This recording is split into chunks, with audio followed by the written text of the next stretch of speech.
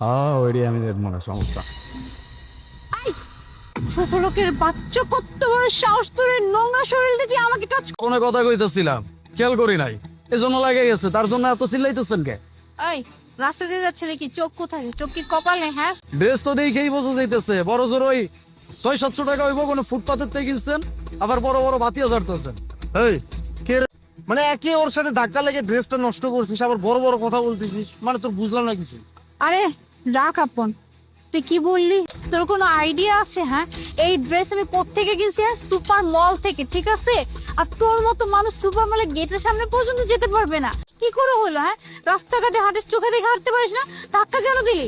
Super মল, super মলে আমার ঢুকতেও দিব না, শোনেন? তো ওর কথাবার্তা শুনে মনে হয় কি ও এই সোসাইটির কমিশনার, মানে তুরিতে শোরুম কিনে ফেলাবে, মানে ছোট লোকের। সে এলাকার কমিশনার, খাস তো টোকায় ময়লা, আবার এত বড় বড় কথা। হ্যাঁ, তোকে না মন চাইতে যায় একটা কষাতে থাপ্পড় মারে।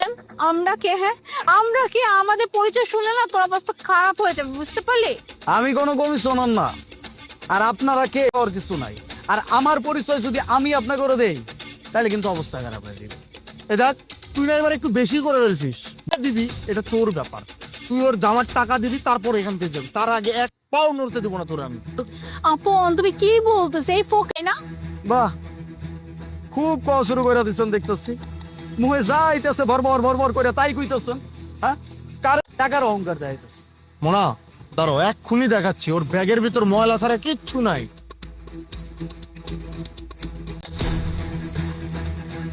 ভাইজান বস্তার ভিতরে এতগুলা টাকা, বুঝলাম না।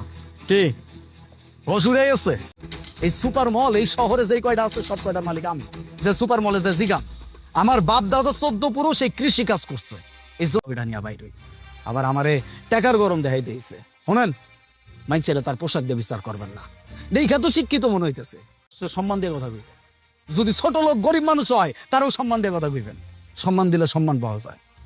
আইসে আমারে টাকা। হাজবেন্ড আলিফ।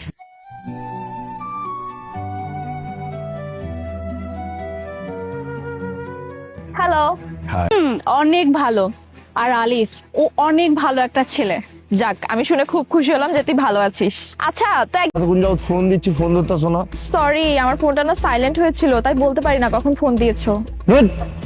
পাগলের বাচ্চা কথা। চল বাসায় চল।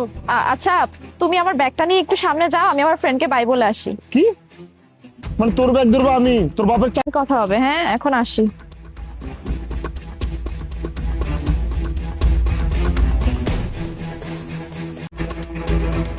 আলিফ, তোমার সাথে আমার একটু কথা আছে। হ্যাঁ বলো না। আলিফ, ধরো যে আমি যদি তোমার ফোন রিসিভ না করি, তুমি কি আমাকে বকবে না? কি আজব কথা, আমি বকা দিতে যাবো কেন? উল্টা তোমাকে আমি জিজ্ঞেস করবো যে তুমি তুমি না টোটালি আলাদা, জানো? এই যে কিছুক্ষণ আগে আমার ফ্রেন্ডের সাথে যে দেখা হলো না, আমার ফ্রেন্ডের হাজবেন্ড, জাস্ট আমার ফ্রেন্ড।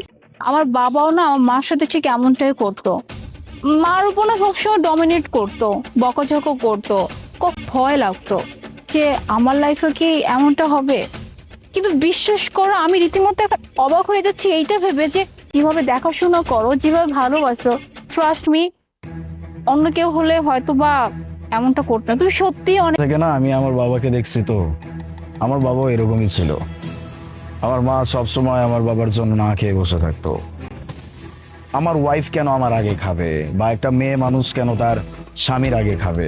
স্বামী যতক্ষণ পর্যন্ত না খাবে তার না কেন?